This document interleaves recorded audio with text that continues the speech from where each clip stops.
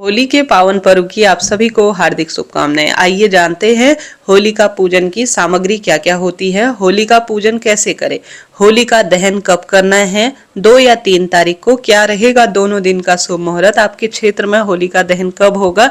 इस वीडियो में आप जरूर से यह जो है विशेष जानकारी जानिएगा। साथ ही यह भी आप जानेंगे कि होलिका दहन क्यों किया जाता है और होली जलती हुई होली में एक दो चीज आपको जरूर डाल देनी है ताकि रोग दोष कष्ट संकट पीड़ा का नाश हो और परिवार में खुशियां बनी रहे। सबसे पहले एक सरल प्रश्न कि होलिका का पूजन आखिर क्यों किया जाता है। देखिए, सबके क्षेत्र विशेष में अलग अलग धारणाएं हैं, परंतु शास्त्रों में वर्णित है भक्त प्रहलाद को उनके पिता ने श्री नारायण की भक्ति के लिए खूब रोका टोका था और अंत में उन्हें ऐसी क्रूर सजा दी कि उन्हें अग्नि में प्रज्वलित होने के लिए होलिका माता की गोद में विराजमान कर दिया गया था और होलिका माता को तो आशीर्वाद था कि वह भस्म नहीं हो सकती हैं।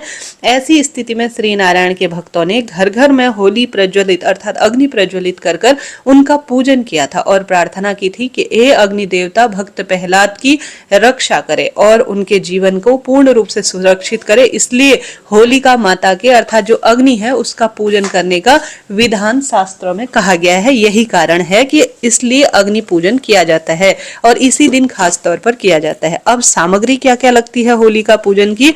होलिका पूजन सभी को करना चाहिए। जो महिलाएं हैं, बच्चे हैं, बड़े हैं, उनको होलिका माता को प्रणाम करना चाहिए और पूजन का जरूर प्रयत्न करना चाहिए।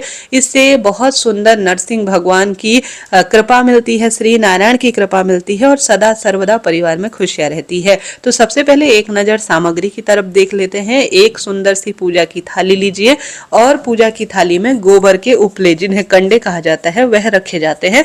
बाजार से भी मिल जाते हैं, आपके क्षेत्र में घर पर बनाए जाते हैं तो वह रखें। यह एक सामूहिक यज्ञ के समान है जो कि नकारात्मक ऊर्जा, होलाष्टक का अंतिम दिन होता है और इस समय होलाष्टक समाप्त होता है। पूरे जो अभी मौसम भी चेंज हो रहा होता है, ऐसे में एक सामूहिक हवन यज्ञ होता है जिससे कि पूरे ब्रह्मांड में पनप रहे कीटाणुओं का अंत होता है और सकारात्मकता बढ़ती है। तो अपनी पूजा की थाली में गोबर के कंडे आप रखें, साथ के साथ आप सभी एक जल का लोटा रखें। गुजिया, मिठाई, पुआ पूड़ी जो आपके क्षेत्र में बनते हैं वह रखे। आटा रखे थोड़ा सा, जिससे कि वहां पर छोटा सा आप चौक पूर सके। परिक्रमा करने के लिए थोड़ा जल का लोटा और कच्चा सूत, अबीर, गुलाल, हल्दी, पुष्प रखे और दीपक साथ में रखे। इसके साथ साथ अक्षत और जो थोड़ा बहुत अन्य सामग्री होती है जैसे रोली, मोली, यह सब मार्चेस इत्यादि अपने साथ ले जाएं। बस यही परिपूर्ण सामग्री होती है होलिका दहन की, जो होलिका का पूजन है उसके लिए। साथ ही इस दिन लौंग, कपूर भी जरूर से, राई इत्यादि भी घर में घुमाकर होलिका की अग्नि में समर्पित करना चाहिए। इससे हमारे घर की नकारात्मक ऊर्जा का नाश होता है और सकारात्मक ऊर्जा पूर्ण रूप से जो है जीवन को प्रकाशित करती है। साथ ही इस समय जो जिनके किसान हैं, अनाज इत्यादि हो रहे हैं या बाजार में अनाज की बालियां मिल जाती हैं, गेहूं की और चने इत्यादि मिल जाते हैं, वो भी अग्नि में भूनकर घर लाया जाता है। तो पूजा स्क्रीन पर सामग्री जो है वह आप देख पा रहे हैं। तो यह तो सामग्री हो गई। अब पूजा कैसे करनी है। सबसे पहले शुभ मुहूर्त आपको बता दूं, सरल है, इस बार कठिनाई नहीं है, परंतु कठिनाई भी है। कई लोग दो तारीख को कह रहे हैं, कई लोग कह रहे हैं कि 3 तारीख को होंगे।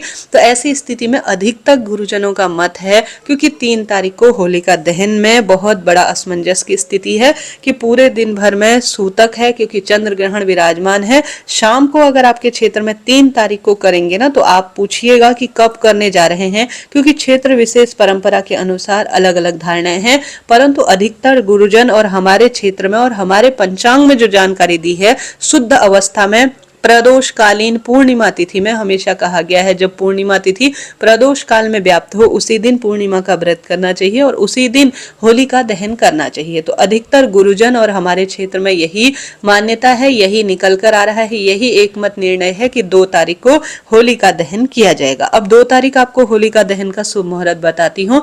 देखिए, होलिका दहन का 2 तारीख को 2 मुहूर्त है। एक तो पूर्ण रात्रि को विराजमान है। देखिए, रात्रि को भी आप कर सकते हैं, परंतु इतना संभव नहीं है, तो आप भद्रा विचार ना करें और पूर्ण रूप से कुछ भी विचार करने की आवश्यकता नहीं। बस शाम का समय, प्रदोष काल की बेला और पूर्णमासी देखते हुए शुद्ध अवस्था में 2 तारीख को होलिका दहन करना ठीक रहेगा। तो 2 तारीख को जो शाम को होलिका दहन का समय है वह 6:09 से 8:50 तक प्रदोष काल में निकल कर आ रहा है। ठीक है, तो ये 2 तारीख का मुहूर्त है जो मैंने आपको बताया, ये तो शुभ मुहूर्त है प्रदोष काल का।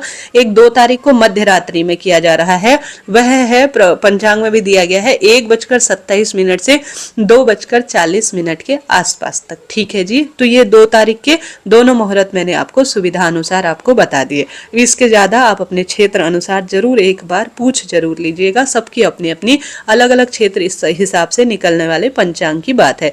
अब 3 तारीख को जिनके यहाँ होलिका दहन किया जा रहा है, वह जब 6:45 के बाद जब चंद्र ग्रहण समाप्त हो जाएगा ना, तो उसके बाद ही सूतक काल 6 करीब 40-45 के बाद जो है चंद्र ग्रहण समाप्त है। फिर स्नान इत्यादि से निवृत्त होकर 3 तारीख को जहां पर किया जाएगा ना, वो 6:40 के बाद से 8:45 तक कभी भी किया जा सकता है, कोई दिक्कत की बात नहीं। ये बहुत अच्छा समय है 3 तारीख को जहां भी होली का दहन होगा। 4 तारीख को रंगों वाली होली सब जगह खेली जाएगी। तो इस तरह से यह जानकारी थी। अब होली का पूजन कैसे करना है, सामग्री तो हमने जान ली।